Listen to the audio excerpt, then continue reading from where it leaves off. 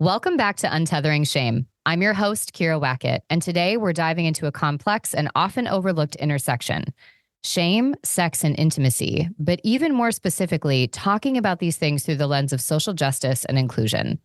Sexuality and intimacy are fundamental aspects of human experience, yet they're often shrouded in shame and stigma, particularly for marginalized communities.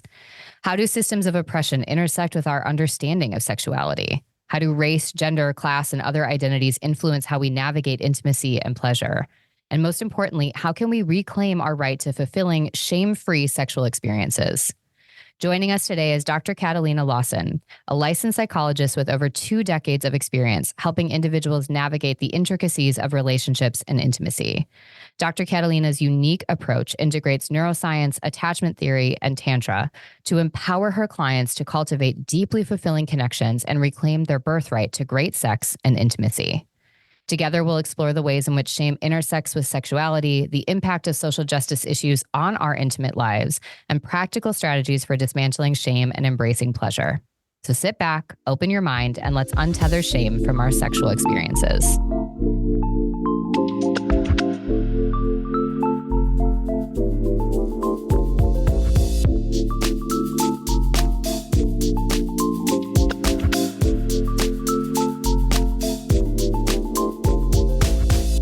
Dr. Catalina, I'm so excited that you're here. Oh, thanks so much for having me. I'm super excited for our chat. I know after we first met, I was just like vibrating the rest of the day. I was like, oh my goodness, I get very jazzed. That's why I started a podcast. I like having deep conversations. So if I started a Yeah. podcast on shame, everyone kind of knew if you're coming on, that's where we're going.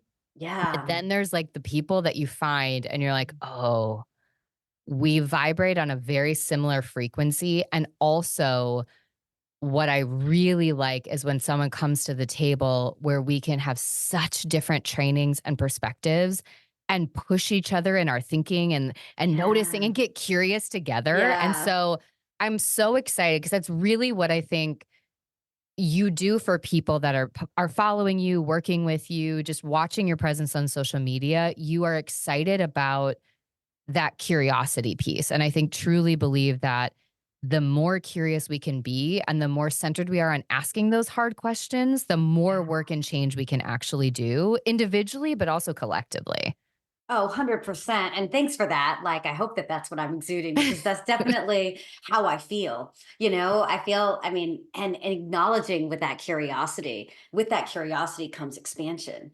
But when Yeah. we're putting this all through, particularly when it comes to sex, Yeah. gosh, we have to feel so safe to be able to do that. And so the Hmm. fact that we're able to have this conversation obviously is such a privilege. The fact that we're able to think about those things means Yeah. that we have the capacity to have those thoughts, you know? Right. And so I Right. think the whole when we talk about sex and shame, I'm super excited because to me when shame is I am, Hmm. and it's at the core, and it's the lens at which we it's the lens at which we view everything, you Hmm. know? And and so much of that when we think about sex and intimacy, and again, I always discriminate between the two. Um, Hmm. because I do think intimacy can be emotional, psychological, intellectual, as well as physical. And Hmm. sex is not just penetrative intercourse, you Right. know? And so it's important to just start off with that. But then when we think about that, our body has to, juicy sex is when we surrender and Hmm.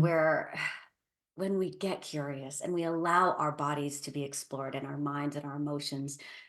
But man, do we have to be open to that. And the reality is I don't know about you, but I feel like there's been a collective anger, a Yeah. collective frustration, a collective helplessness. Yeah. I do think, like, considering everything that's been happening, like, man, there was a collective depression over the holidays, and now it's lingering. It's carrying Hmm. on, and that's the beauty of media right now. We are in the most informed age, and so our body has a tendency to either shut down, Yeah. dissociate, because it's just too much. So, I'm a big believer that what happens in the bedroom is very much what happens out of the bedroom. When we feel safe, out of the bedroom. And when we assert our needs, wants, and desires out of the bedroom, we'll do it in the Mm. bedroom. Do you think that that's the biggest inhibitor for people? You know, if we think about, because a lot of people, again, I love that you distinguish between sex and intimacy. I think for many people, they sort of put those two things in one bucket. And a lot of the times Yeah. the focus is how much sex are you having and is that good sex? And that's It's how the we're number one marking. Yeah. question. And Yeah. Am I I having remember you enough? even said that where you're like, sex and cancer are the two most researched or Googled things on the internet. I'm like, well, that doesn't surprise me, but also, fuck, that's a problem that that's like where we are. Yeah. And so, do you think that is that biggest piece is that we have sort of become conditioned not to voice ourselves and to be afraid of that surrender because of what's on the other side of that? Because we don't trust that we'd be safe if we do that. Well, definitely. I mean, I think so much of life from birth, all of gender, Mm, all of the norms from birth literally are taught to us. This is how you should be. Reminding that, I mean, humans are social mammals. The right. number one thing we strive for is acceptance. And so Mm, so much of this is should that the idea of want, mm, particularly when the majority of people are living in survival mode. Right right. now, all anybody's talking about is the economy, healthcare. And when you're talking about marginalized community, disabled individuals, Hmm. LGBTQ, the global majority, like all of these things, those are realities upon birth. And and Yeah. and you walk outside, that's the reality. The reality is this is my frustration when we talk so much about attachment theories and people putting them in people in these quadrants. um, it's as if we're in this bubble, like, oh, just Mm, because you're anxiously attached, you have, this is how you're going to react, without right. acknowledge. And then if you just say these, the whole red flags, green flags, and Right. communication is key. We are communicating, absolutely not just verbally. We're Mm, communicating in how much we actually engage in life, yeah. Yeah. right? And the reality is that if the majority feels so unstable, and it is the majority right now. We have Yeah. seen just in this last decade, so the wealth gap has changed so much Yeah. that that reality and that instability is it's constantly going to keep your body in protective mode. And what is that? That's tense, that's Hmm. closed, and you don't even have the capacity to talk about it, Right. right? Like, you've got other fish to fry, you Right. Well, know? especially when layered on top of that is that our social capital is based on how busy we are and how much we I do. And know. so then it's this notion of you come in, if we're talking about anybody with any identity that has been considered marginalized or sort of one down in a way, it's like this is you're Yep. already a step behind. So Yep. you need to do and be X, Y, and Z to quote unquote make up for this thing that someone has determined as a deficiency. So now you've got to work harder. And you've been working harder since you were probably an infant, even though you didn't realize it, but a little Mhm. kid where you're like this and this and this, moving, moving, moving, making up for this. Now hustle culture layers on top of this, but now you have to do it even more. And Yeah. burnout is a sexy term that we use to basically describe how busy you are, but you better keep moving. You don't actually get Yeah. to take a break. You don't actually process your feelings. Yeah. You just have to figure out how to keep going. And so now it's this sort of layering of I already felt like I was behind. Now this is just the norm of what everybody's doing. I really can't speak because I will be othered. And again, going Yeah. back to what you said, we need acceptance. And so the fear is if I stop swimming upstream with all of them, I'm going Yeah. to get kicked out of the pond. Absolutely. Well, and keep in mind, capitalism thrives on that. Right. Capitalism depends on the majority believing they have to, not that they Right. can, not that they can choose. It that is, and that's the large, that's, I mean, and when we look, particularly when we look at the history of monogamy and patriarchy and Mm, racism, all of that came with capitalism 500-600 years ago. Like, I mean, as all of this stuff was happening, hmm. these systems, and the problem is that literally one of the things I feel like we're all just kind of catching up to is how quickly in, I mean, I'm a little bit older than you, but like in in 2 to 3 generations, Yeah. so much of our relating, of how we work, of how we educate, of how we take care of our bodies has dramatically shifted Mm. like that quickly. And I mean, I'm so Yeah. I was talking with a friend the other day about how grateful I am to have had a couple decades almost of not having cell phones, of not Yeah. being available, meeting somebody at like a Grateful Dead concert of 50,000 people and being like, see you there, Yeah. like, Yes. and we did, like, people Yeah. showed up, like, Yeah. and there was this energy of it just worked. And it's interesting because in so many metrics around the world, like you look at India, people think, oh gosh, there's more middle class. Um, People aren't there isn't as many impoverished, and it's like, Mm. what are the metrics that we're considering? Because health disparities are still there, and those are actually Right. getting worse. And with urbanization, that's the model across the entire world, that with Hmm. urbanization, health gets worse. And again, Interesting. when we think about sex and intimacy, at the core of it is connection. And so Mm. when we layer in all of this pressure, I really Hmm. do believe it shifts our choice. It Yeah. shifts this idea. We talk about consent. So much of um I love when I think about like BDSM and sex positivity, Hmm. there is a consent. And that is so core to it. And I also think it's really important that to acknowledge that inherent in this, it's not as if we're impervious to these systems, to sexism and power Mm. differentials and all of those things. That yes, you can play with it, and that's what's cool with like BDSM, but it's also it's really can you have to really actually be able to hold that.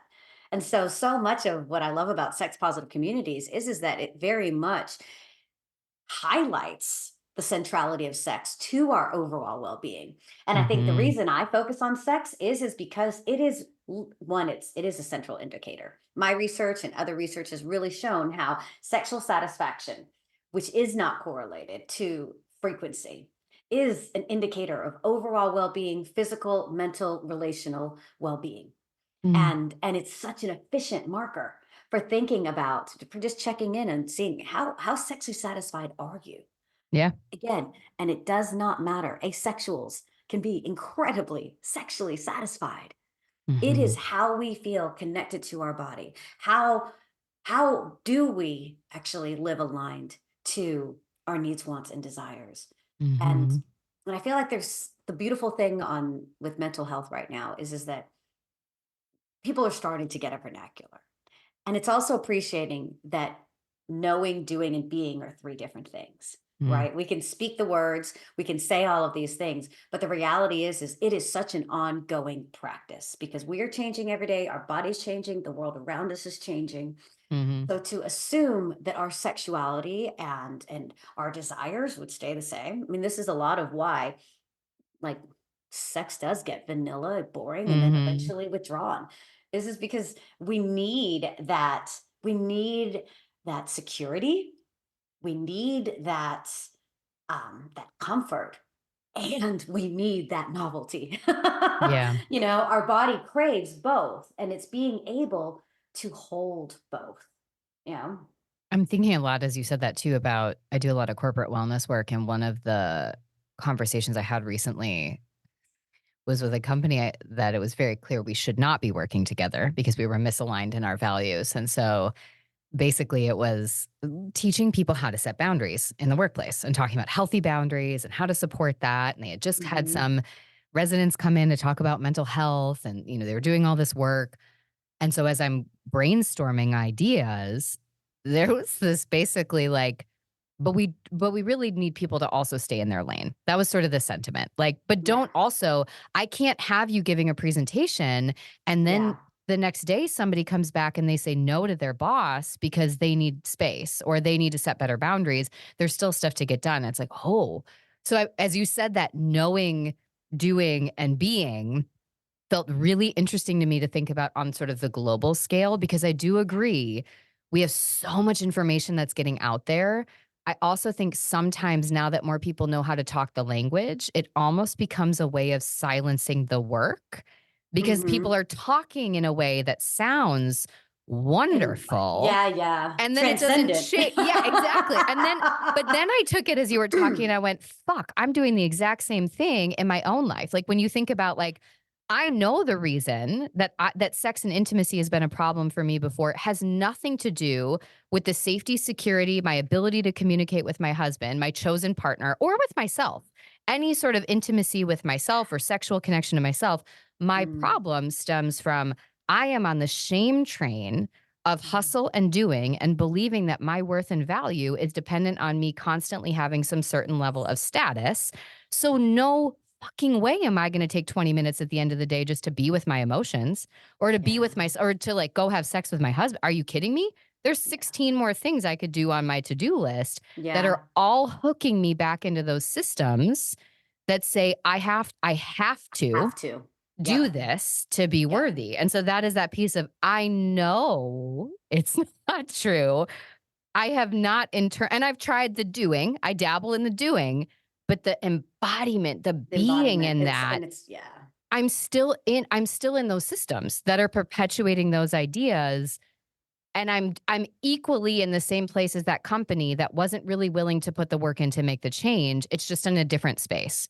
Well, and this is the thing. This is where it's having some compassion Yeah, true. because it is a practice. And this Yeah. idea, it makes sense that there's going to be some performative like and that Hmm. that and everyone that there's a whole spectrum of consciousness, Right. right? I mean, I tell my clients all the time, I'm like, there's reasons why like monks are way up in the mountains totally secluded and then even Mm, silent there because the amount of chatter, our experience is so much based on our perceptions. right. And so much of when we talk about processing our emotions, it is building up building up the tolerance to feel those emotions.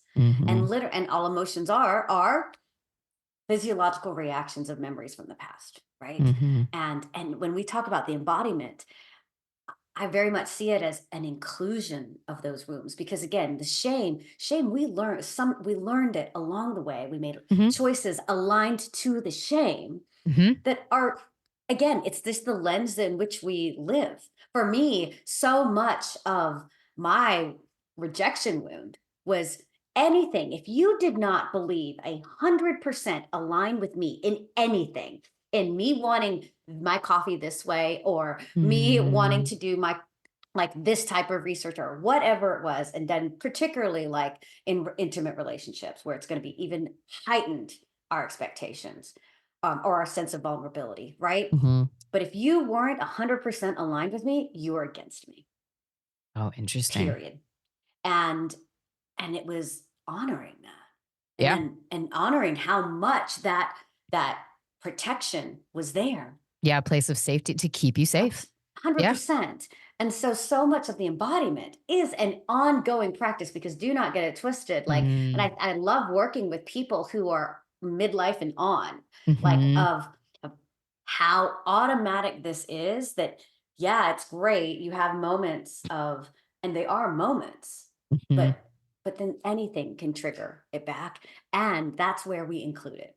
The whole idea of, I'm so averse to when people say, "Oh, just let it go," Right. or, and it's like, and even the moving through, to me, it is when I think very visual. When I think about these parts of us, it is Mhm. very much including it, nurturing it, Yeah. embracing it, and saying, "Hey, you just don't need to work so hard." That part, that Yeah. protective part, doesn't need to work so hard.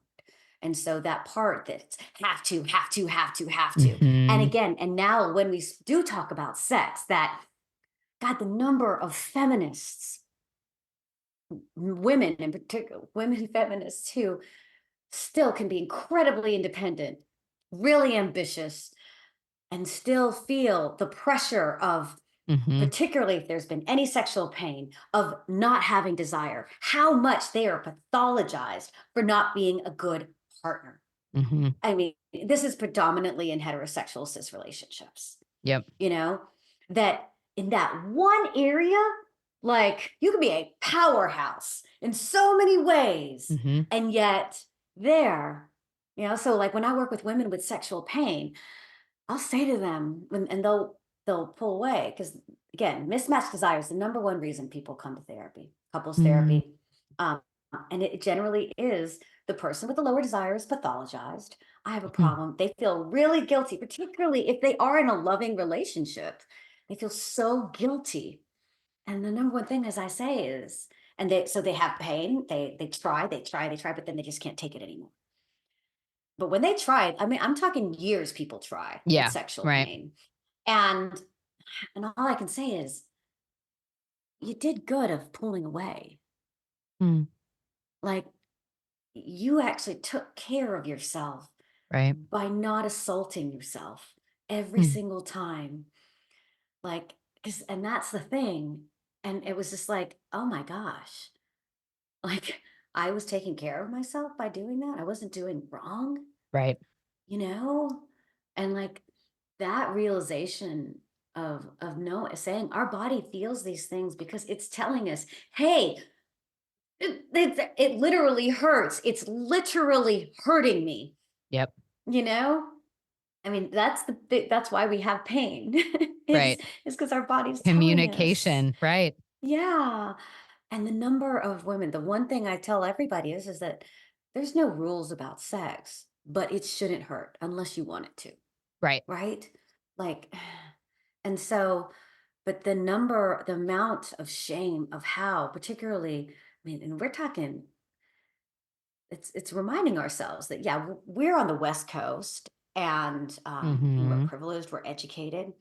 The majority of the world, women, and I mean, we talk about like abortion rights and choice and all of this stuff. I mean, women's health care, like we appreciate the oppression women are experiencing here. Let's also step back and realize of how progressive we are, particularly Yeah. on the West Coast, compared to the majority of the world. Right. Where I can talk about all of those things and have whatever opinion I want and Yeah, not be afraid to talk through it or voice it. And that's not the majority. Yeah. absolutely. Like, and so much of when we talk about want and desire, it stems from like also being able to receive pleasure, experience it.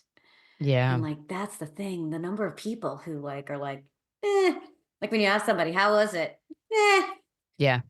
It's Well, I'm like, thinking like whether it's the experiences that I had, again, sort of marking and naming all of that privilege that I've experienced, the way that I feel like my view of sex was very much about the men. Like your job is to be very performative and to like go along with it. You're not supposed to enjoy it. I mean, I remember having friends that basically talked about like older friends that would be like, this is how I fake an orgasm. And it was like, that seems interesting to me that this is what I'm learning, but also like, I don't know. And yeah, so as I got older and when I first started my therapeutic career, no one ever talked about sex in my master's training. Never. Not once. We didn't talk about sex at yeah, all. And then yeah, I specialized in eating disorders and I was like, ah, we should probably be talking about the body a bit more. Like we should be having more conversations around not just body image, but the fact that like all yeah, these systems we're talking about in multicultural awareness, and yet we're not talking about the body and what their body is housing, but also their ability to feel safe in their body has been completely affected. And totally.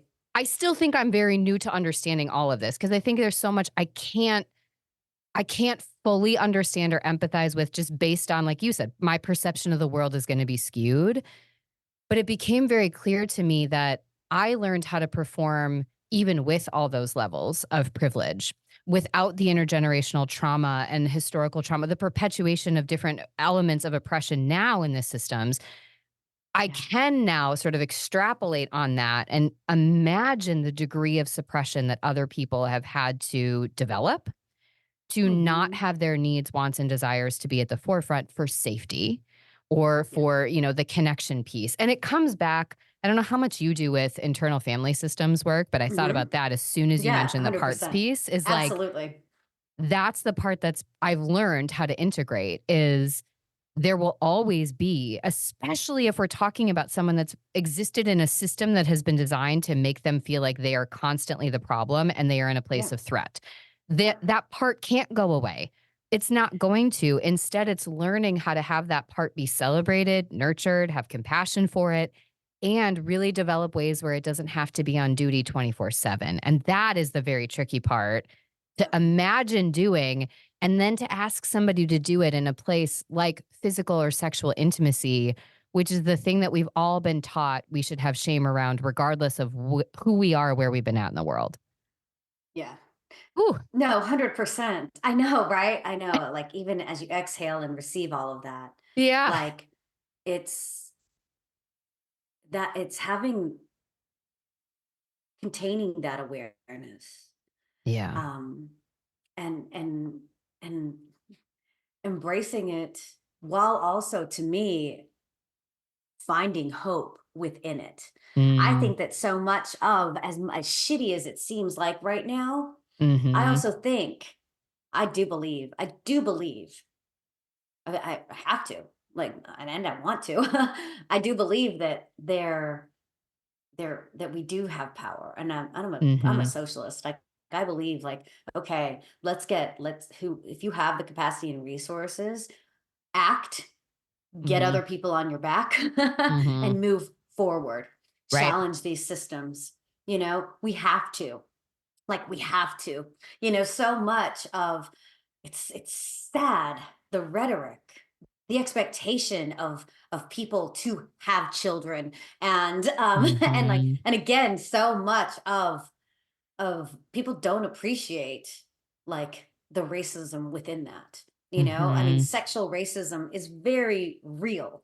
As an Asian who was hypersexualized my whole life, Mm-hmm. like, there's all these layers, and it's also appreciating the privilege I have, for that, the power I have Mm-hmm. by being sexualized too. Like, I'm gonna get attention. And it's figuring out, okay, again, there's everything has its serves and limits, unfortunately. And it's figuring out, okay, how am I going to exist within this? And this is the part of, Yeah. like, so much of sex is political. So much right now, like, particularly, like, with Meta saying, "Yeah, more politics." And I don't know if you know about Mm-hmm. that, like, but like, and so many holistic psychologists in her group, it's like, no politics. No Yeah. one wants to talk about, everything is, because all politics are your actions guided by your beliefs. Right. Like, Right.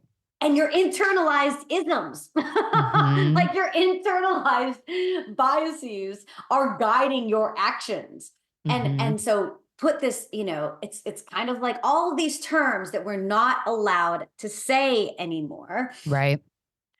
It's insane that, as information, as awareness on all levels, information, awareness of what we actually can do with our bodies, neuroscience, all of these things, as that's expanding, the systems are actually saying, hold on a second.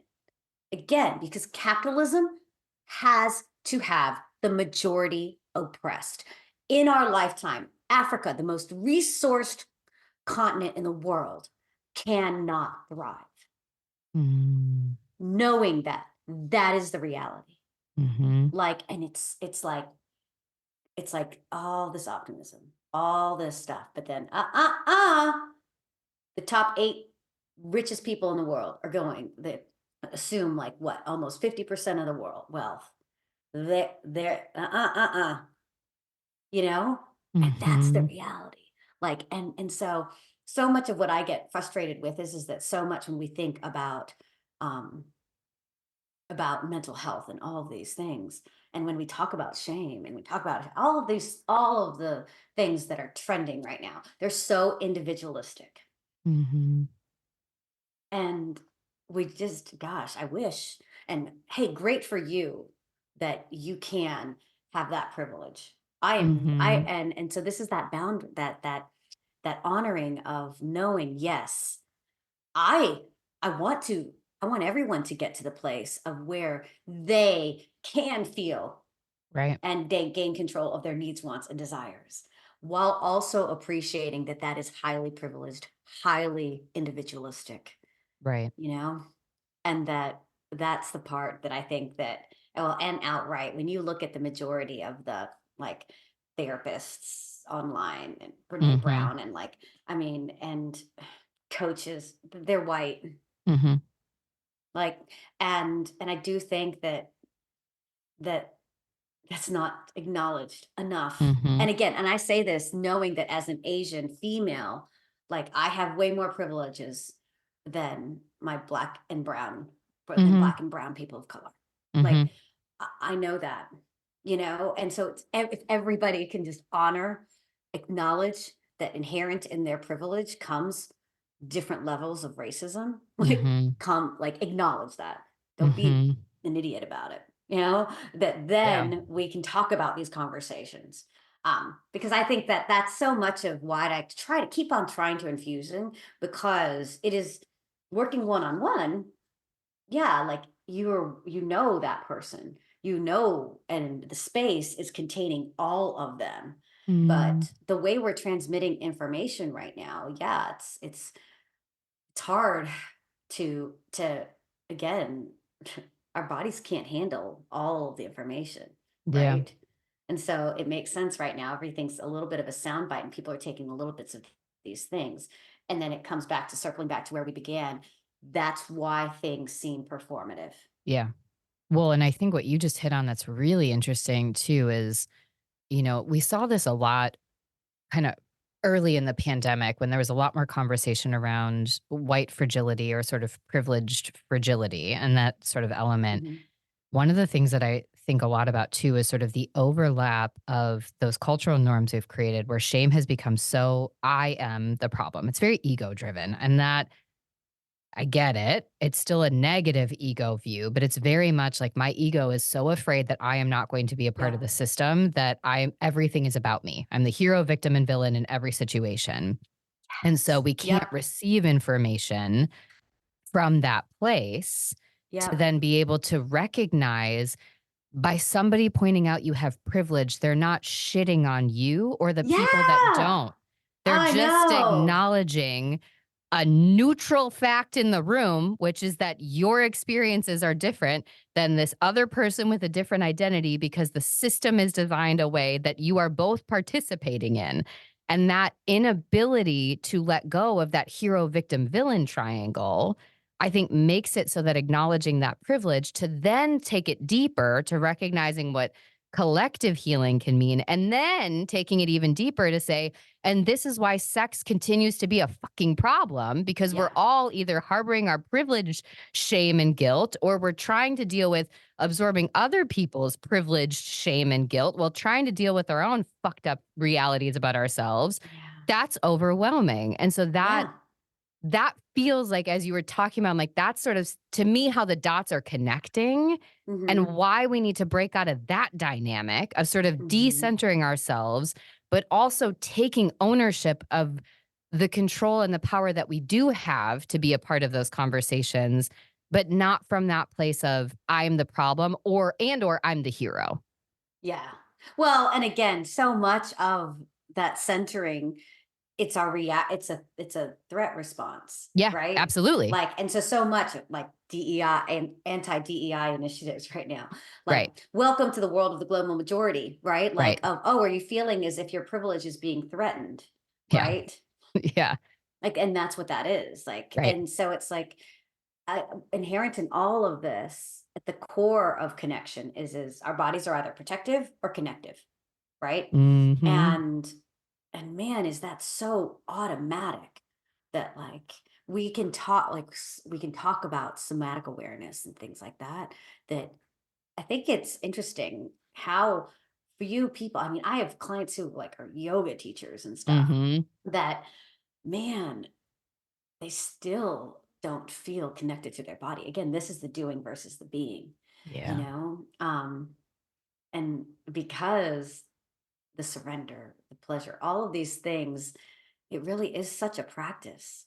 Mm-hmm. getting to like, so like I've done, um, I've experienced energetic orgasms. So, Mm-hmm. I've had a couple features about me, like, they called me like untouchable or the sensual psychologist and all of these things. And it's cool. And with that is obviously lots of pleasure. Like I can have orgasms when I want. Yeah. The number one thing though, and this is that what I think the beauty of our sexual energy is that I have a knowing that I have that power, that in any moment I get to determine my experience. Mm-hmm. And particularly the really shitty moments. Like I'm not saying like, oh, I'm having a like PTSD flashback and then I'm just gonna have orgasms. It's not that. But it's the Mm-hmm. knowing that I have I have that resource. Because Mm-hmm. so much of when we think about stress is it's just a reaction to if I feel like I can't, if my brain doesn't think I can. And so Mm-hmm. much of when we think about our sexuality and asserting at our most deepest vulnerable, taking the chances of complete rejection and detaching from that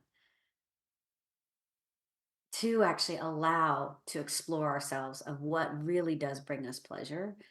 To me, that is such a place of power and Mm-hmm.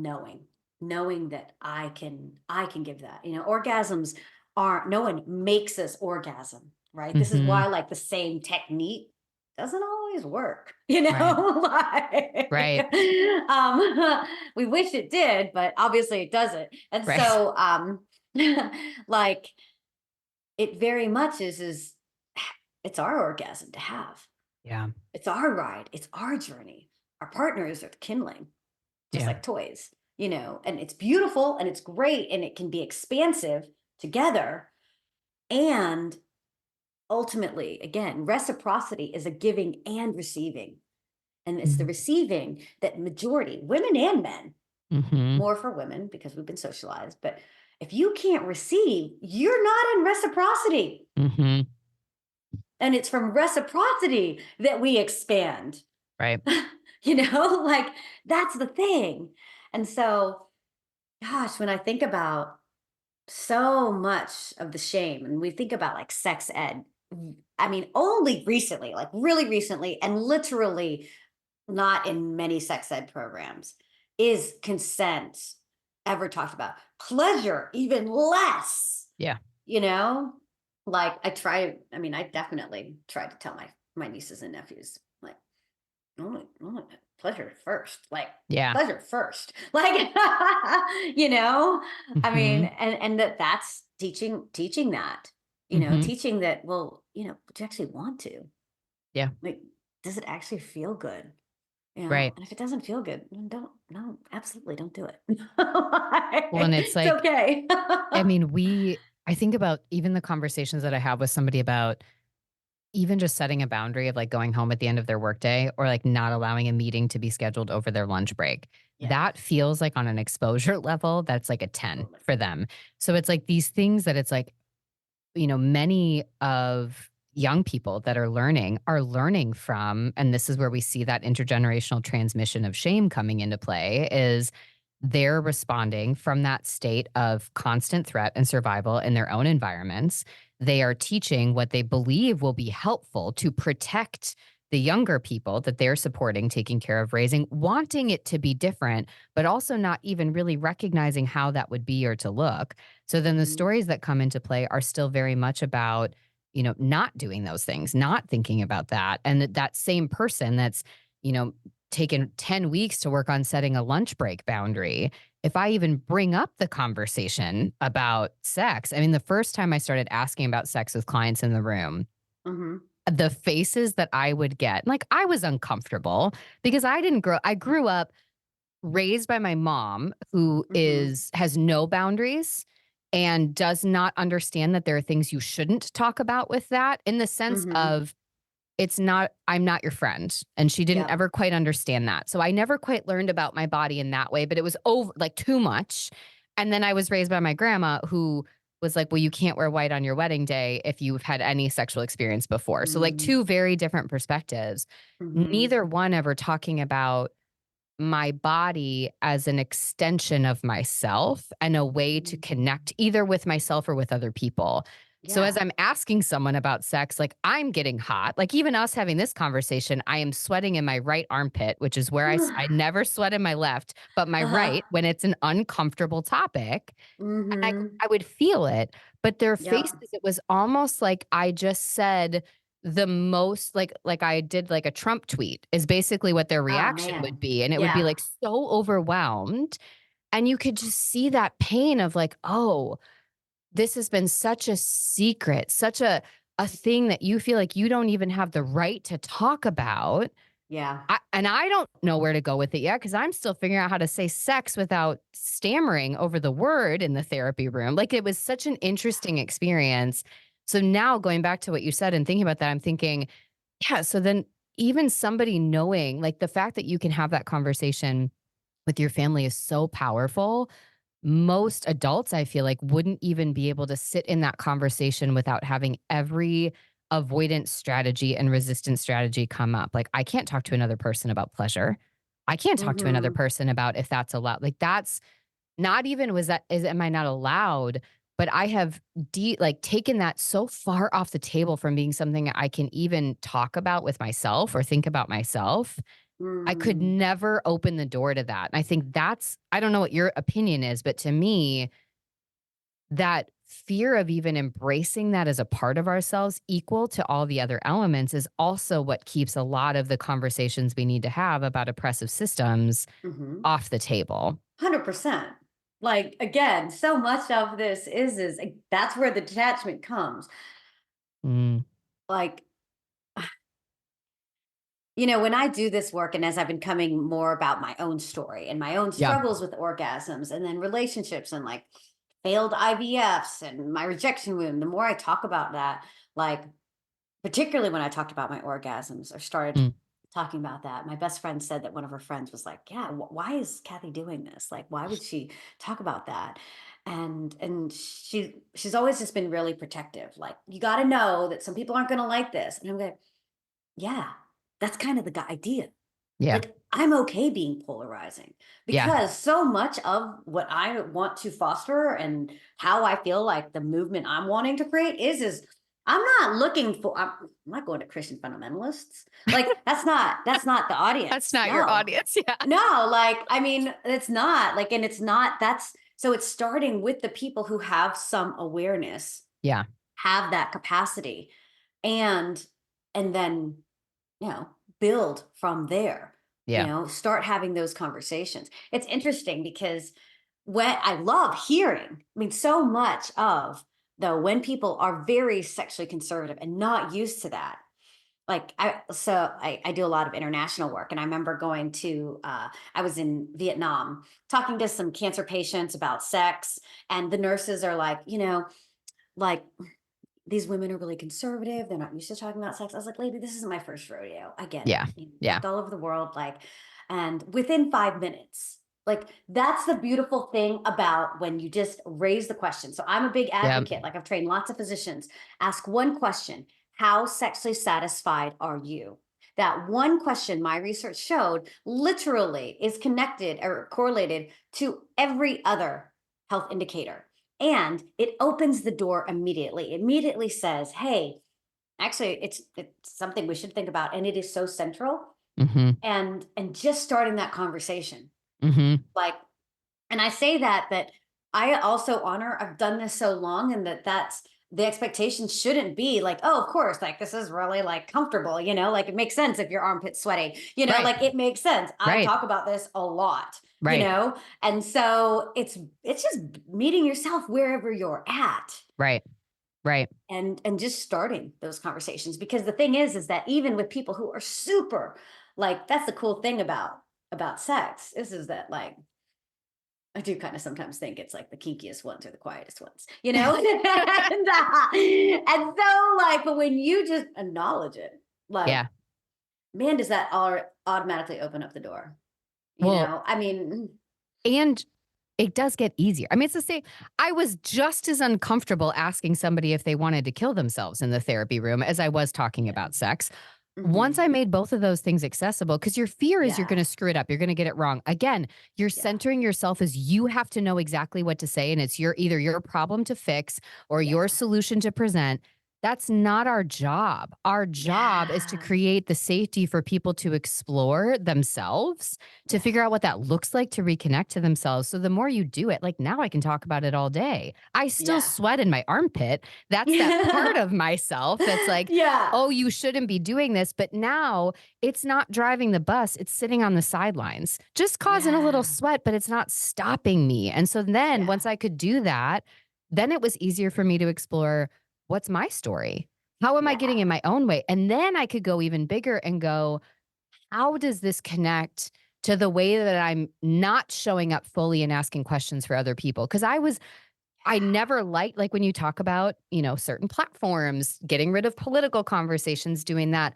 I don't love the idea of people hurting each other. And I think that's what a lot of people, where they say, well, yeah, that makes sense because we're looking at those people that do that, Yeah. that they're so wounded that that's the Yeah. only way they know how to respond. But what we're taking away is the opportunity for somebody that maybe is, let's say, that Christian fundamentalist that you could have a conversation with, that they might not change any of their views or thoughts or opinions, but maybe they can expand their view to understand not everybody thinks like them. That's important too. Well, and do not get it twisted. It is acknowledging like that, particularly when we're talking about sex, that one, that it just as much as I want someone to honor my perception of sexuality, yeah, I Yeah, better fucking appreciate a Christian absolutely. fundamentalists, Yes. like, Yes. I mean, and so um, I think the one part where you were saying is it's that projection of judgment. Like, Yes. this is the thing when it comes to this, particularly when it comes to sex, it's my fucking body. Unless Right. you're attached to it, unless you are Right. like in it, like, Right. and I am actually allowing you access, Yeah. motherfucker, it's none of your business. Yeah. Like that's the difference of all of Yep. these stupid laws. And Yeah. like that's the part is when people are imposing that. Yeah. Okay. You said it Yes. before. We've gone all over and dumped a lot of dominoes down for people. So their brains, Yeah. I'm like aware that all of you listening to this are like, fuck, I wasn't prepared for the intensity of where I'm going now. And again, it's an invitation. Take what you Yeah. can take. And also I love what you said before of be compassionate with yourself if right now this is too much, or if you need to start at 1% of what we introduced and you come Mhm. back to it. I think the key is to know what we both, I think, we're trying to bring to the conversation and want to invite for all of you listening is that curiosity. Can you consider something that we talked about and just hold it without having to solve it, fix it, do something? Just hold it from that place of curiosity. And I'm curious, Dr. Catalina, as we wrap up, again, imagining all these people whose brains are now already sort of burnt out. They're overflowing with all these different invitations, some of that curiosity, probably some of that resistance, that protective piece coming in. And they're like, okay, what do I do now? What would Yeah. you say is just sort of the one next step or the one sort of place to start to move forward for them right now? Yeah. The number one thing, everything, and with any behavior, but particularly towards change, Hmm. is heightening your awareness. So I teach people acknowledge, empathize, assert. And the first thing is just heightening your awareness. Hmm. A curiosity comes within that, but literally beginning to explore how you're it's going to start off with like you mentalating, I don't know if that's a word, I mentalizing, like it. like it's like titillating, Yeah. like noticing the thoughts, but then coming as quickly as you can and learning how to notice the sensations, to notice, to begin to give space to what your body is experiencing.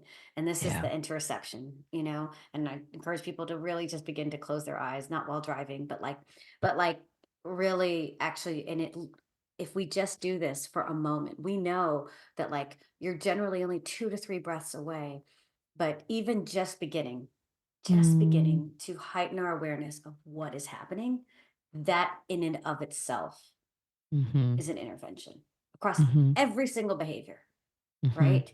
But particularly for this, it's actually giving our body just a chance for us to check in, for us to say, hey, all those protective parts of us, hey, how you doing? You feeling tired? You working too yeah, much? Like, and then witnessing that, mm-hmm, witnessing it, knowing it will shift, teaching you that detachment, that impermanence, mm-hmm. and then asking yourself, what do I need? What do I want? And then Mm, giving it to yourself and asserting that, I love you that. know, I love like, that. and it's just starting there. Like wherever there is for Mm-hmm, you, it starts with your awareness of it, period. mm-hmm. Just meeting yourself wherever you're at and then starting there, you Yeah. know? And And I even think about that just in relation to when I used to do that. Me now still has days where I can't in that way. And the skill has gotten better. What used to happen is every time I would go to do that sort of like turn inward, I would do more writing and just like mhm. brain dump what's going on.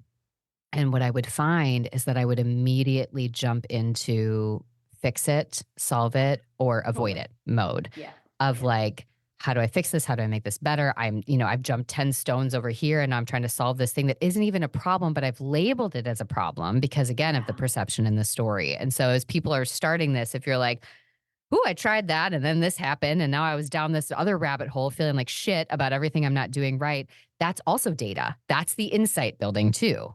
And that this is how we actually continue to expand. I love Like, it. and I think that I'll be honest, like trained as working in cancer and in hospitals, like with brief psychotherapy, like Mhm. now the beauty of being in private practice, and again, knowing it's a privilege for people who come to see me that I'm playing the long game, man. Mhm. Like we're gonna watch your life evolve, Yep. like, and when people come to me for low sexual desire or Yeah. pain, and generally for, like I said, for most people, Yep. it's years that they haven't. I'm like, well, that should happen even started before this relationship.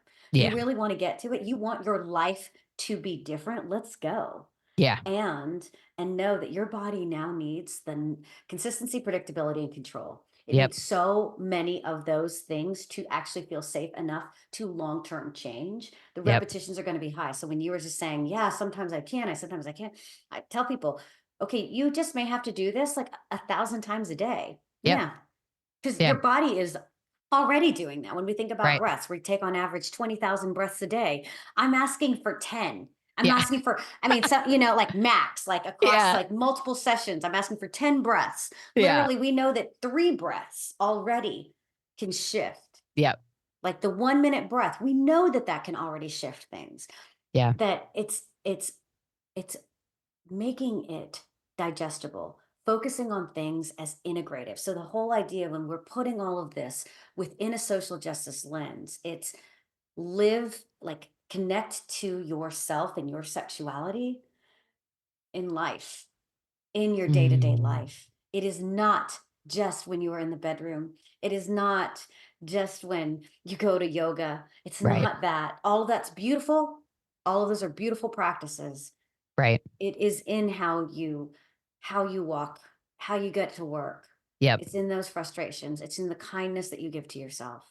And Yeah. that's where that practice keeps coming. And the more we practice it, because again, for all of the concerns, sexual concerns most people present with, the work starts outside of the bedroom. Yeah. If you haven't had sex in a long time, well, then you're not going to miss it anyways already. Yeah. Like we're not going there. Like, Right. like that's one of the hardest things for when Right. people come. I'm like, well, it's just off the table now. And what Yeah. do they experience? Immediate Relief. relief. Yeah. Because Like, they've been solving what they assume is the problem that's based on their perception and projection of what everyone else is going to see and how they're going to be judged. And when you say, we're not even going to touch that, like that doesn't even matter.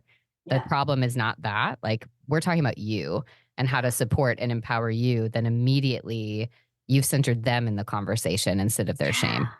absolutely. And gosh, How beautiful is that? And it's also acknowledging that, gosh, you've read probably so many books on Yeah. try this and do this and talk like this and and it's just like, oh gosh. And that's why so much of the parts in the somatic work, we just know. Yeah. We just know now Yep. that all the doing, I mean, in CBT work comes later. The Yep. body is first. Yeah. And Mm, that's where we start. And that's the beautiful part I think about. I also love framing all of that within thinking about our sexual energy and how we I love connect to this. ourselves. I love this. I Yeah. also love how you just retied it back together in a bow because I feel like every time we'd start to tie it, I'm like, well, let me reopen and add Yeah. another layer. Yeah. Okay. That I think this is so powerful for everyone. Again, take what you can today. Coming back to that again, she's asking for 10 breaths. That's it. Yep. It's Well, easy and to talk again, and I'm yourself out of asking it. for 10 breaths like throughout the day. Yeah. Like Well, throughout the let's just day. start with Try 2 or for 3. yes, That's it. exactly. Just Yeah. start there. Touch Yep. is our most efficient regulator. Put it on Yep. your generally your chest is where you're gonna feel it. And just check in. I Just love check it. in with how that feels. I Yeah. love it. Once you've done that, if you're like, okay, I want to keep going with this, I'm ready to take more on. I'm going to have links to all of Dr. Catalina's spaces and places where she's putting out information so you can connect with her if you're wanting to work with her, get on her email list, follow her on TikTok. She's got such powerful things that she's putting out in the world. And again, really trying to help each person that she's around and continue to support herself in that chase for curiosity, that openness, that expansion. And so, Dr. Catalina, thank you. This has been Hmm. amazing. I'm so excited to put this out in the world for other people. And Thanks for so much. listeners, we will see you again next Sunday. Oh, bye everybody. Thanks.